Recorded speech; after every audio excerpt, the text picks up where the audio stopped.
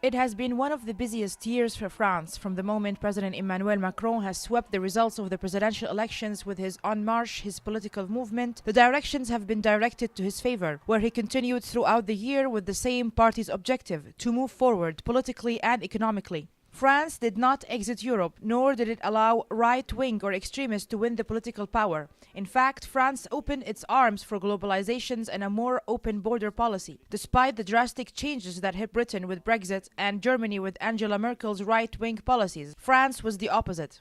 Je ne suis pas sûr que derrière, l'intention première de la France, c'est vraiment de pacifier le Moyen-Orient dans la mesure qu'elle est toujours alignée sur la politique des États-Unis et de ses alliés. Et il ne faut pas oublier que la France, elle fait partie de l'OTAN.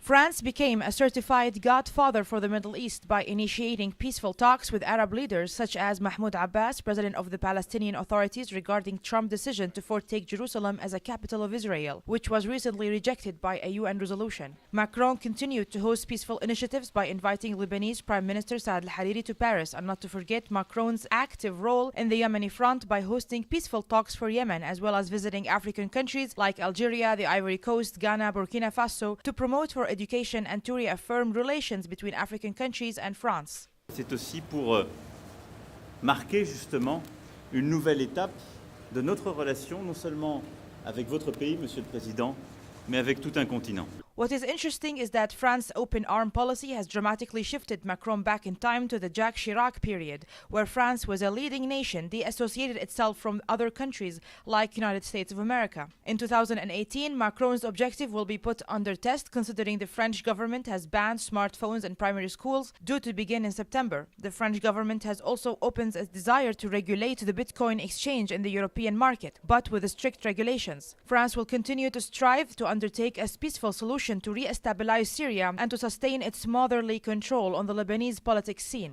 La France, je ne crois pas que la France, à l'année prochaine, elle peut vraiment mettre pied et investir tout à fait sur le sol syrien. Elle va essayer de rentrer par les pays voisins, notamment le Liban, avec lequel il y a des bonnes relations.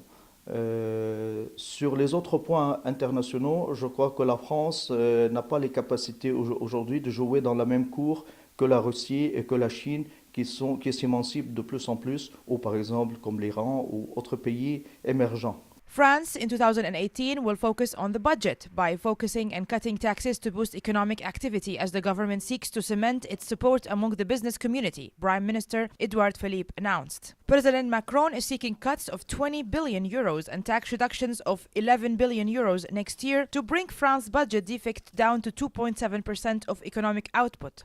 That would be the first time since 2017 the shortfall has been below the 3% limit set by the European Union. Macron is trying at the end to take advantage of the economic tailwinds to push through reforms that he says will make the expansion more sustainable in France starting next year. This is Farah Al-Hashim reporting for the Business Review, Paris.